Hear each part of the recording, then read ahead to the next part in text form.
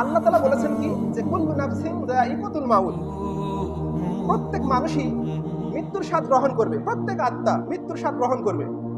এখন যেই মানুষগুলো হঠাৎ মৃত্যুবরণ করে, হঠাৎ মারা যায়, অনেক সময় মানুষ আনাগোনা করে যে এত খারাপ লোক হঠাৎ মারা গেল।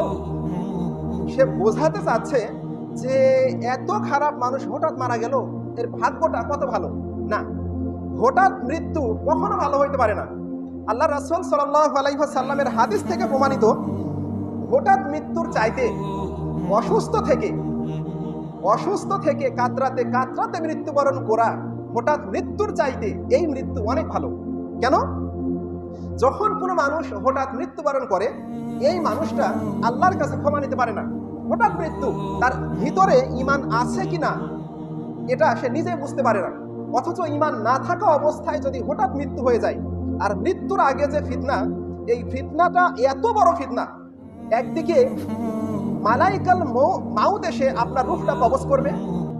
এ সময় ইবলিস আপনাকে বারবার বলবে, যদি আপনার মৃত্যু হতে 1 সেকেন্ডও সময় লাগে, ইবলিস এসে ওই সময়ে আপনার কাছে এসে বলবে যে এই বল না আল্লাহ নাই, বল যে আল্লাহ নাই।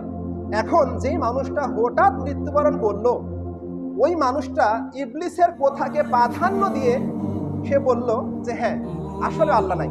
তো এই যে হঠাৎ মৃত্যু হয়ে গেল, এখন এই মানুষটা সম্পূর্ণ মৃত্যুবরণ করার পরে জাহান্নাম তার জন্য সুনিশ্চিত।